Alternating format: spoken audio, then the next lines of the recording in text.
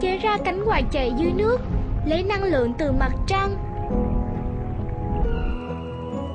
Mẹ chế ra động cơ máy bay, biết nói chuyện. Mẹ cũng chế ra xe lửa, thích kết bạn với cây cối.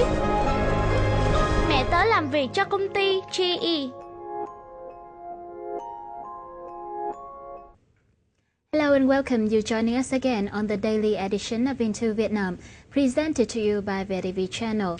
Let's take a look at top stories of the day. Credit grows by 4.68% in Ho Chi Minh City by the end of August. There's a paradox that taxes on foreign contractors may affect local firms. And Amata Vietnam pours $530 million into Vietnam.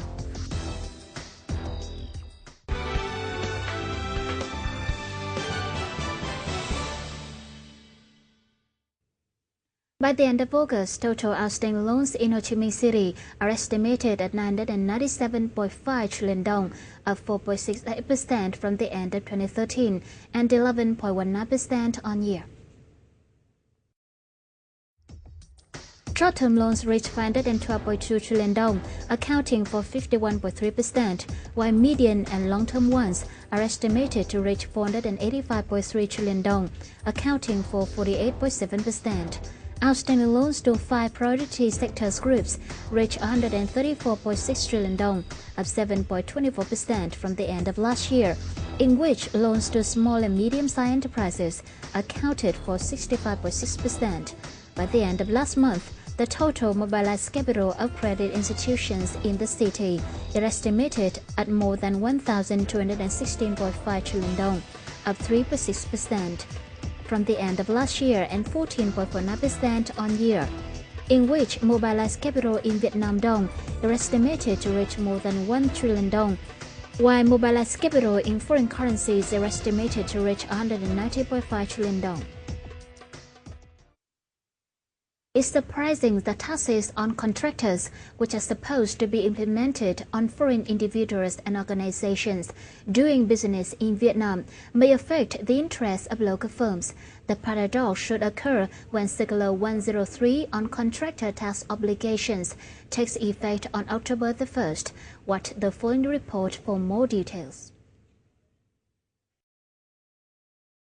Sigler 103, issued by the Ministry of Finance last month, expanded those who are subjected to taxes on foreign contractors.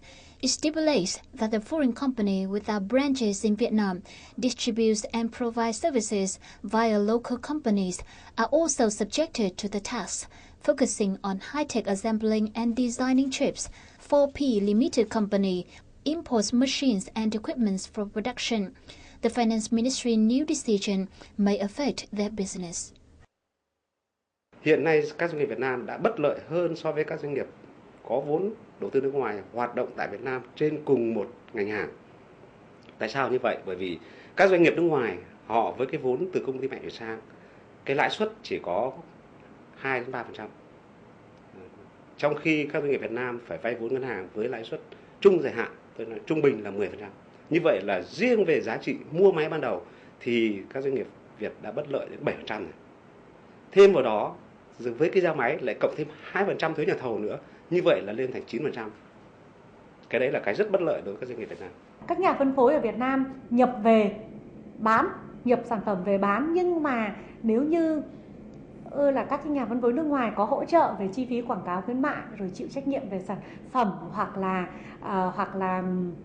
hỗ trợ trong một cái phần lĩnh vực nào đấy thì bây giờ cũng là chịu thuế nhà thầu, thì tôi nghĩ là cái đấy nó sẽ rất là lớn, ảnh hưởng sẽ rất là lớn.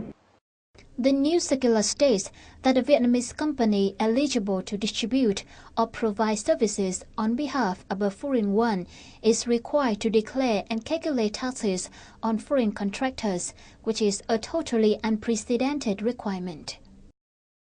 Bản chất câu chuyện là nhà thầu nước ngoài vào Việt Nam đôi khi họ chỉ có chuyển giao công nghệ, họ chỉ cung cấp về thiết bị, mà các nhà thầu phụ Việt Nam bây giờ là các đơn vị trực tiếp phải thực hiện. Thế là thay vì việc là trực thu đối với cả nhà thầu nước ngoài thì bây giờ các nhà thầu phụ sẽ phải chịu cái khoản thuế này. According to the circular, local companies or secondary contractors have to shoulder the tax on the contractor. As per se, both international and local firms should revise carefully terms in their contract since October the 1st, especially those related to risk to commodities, so that they do not have to bear taxes on contracts which are tax-free. Chúng ta đang hơi nặng về tính tận thu nên là gây khó khăn cho doanh nghiệp cũng như làm tăng chi phí cho doanh nghiệp Việt Nam mà không đảm bảo được cái tính chất là thu thuế khấu trừ tại nguồn của doanh nghiệp nước ngoài. Đồng thời tôi thấy là rất nhiều doanh nghiệp Việt Nam hiện giờ không nhận thức được cái sự tồn tại của thuế nhà thầu, nên về mặt thực tế chúng tôi thấy nhiều doanh nghiệp Việt Nam đang không khấu trừ doanh nghiệp nước ngoài khi mà có thể khấu trừ, dẫn đến là sau này cơ quan thuế vào kiểm tra thì không còn có thể khấu trừ được nữa, cũng như không đòi lại được doanh nghiệp nước ngoài nữa mà lại toàn phải bỏ tiền túi ra nộp. Vietnam should map out the ways to manage taxes on foreign contractors without affecting operations of local firms. Lawmakers must be in charge of this.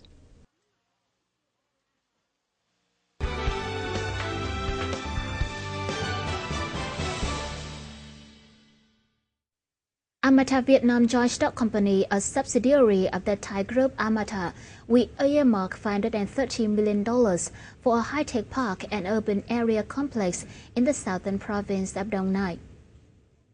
Amata Express City is expected to become Asia Financial Center in the near future.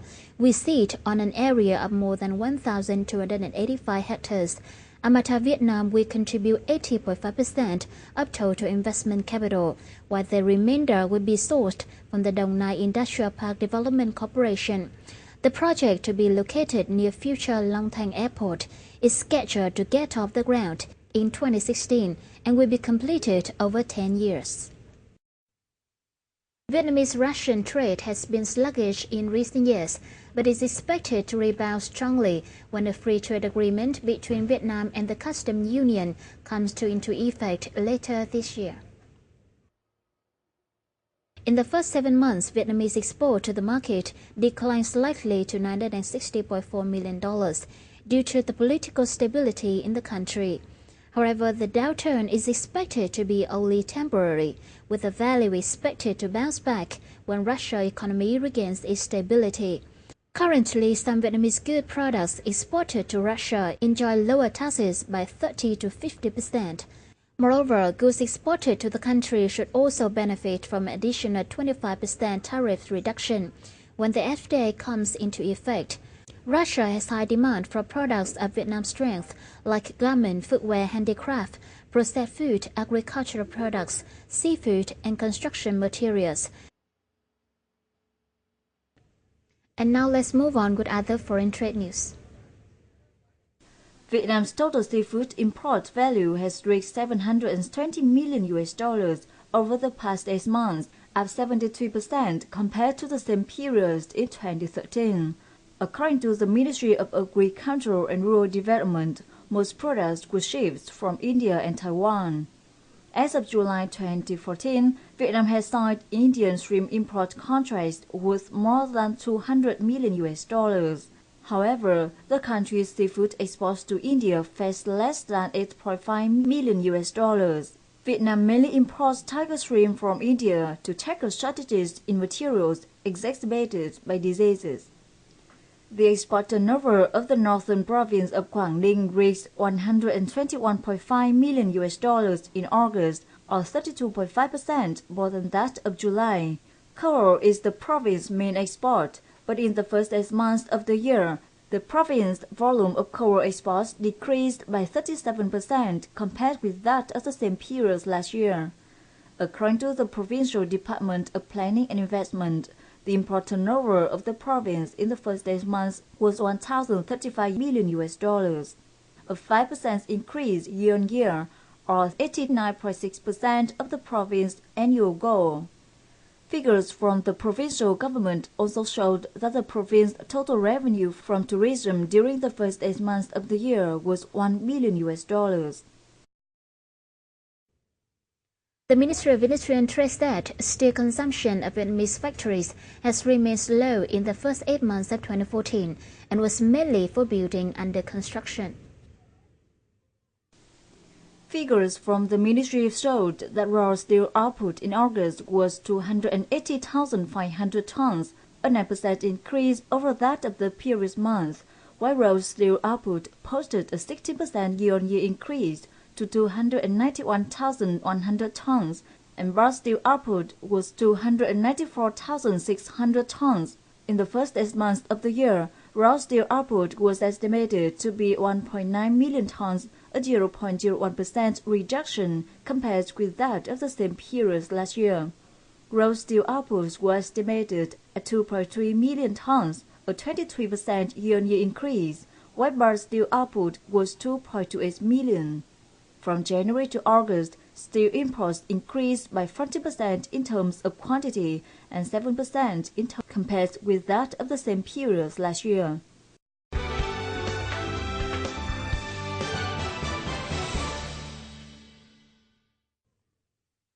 And now let's wrap up today's program with the update of local gold prices, forex and stock market.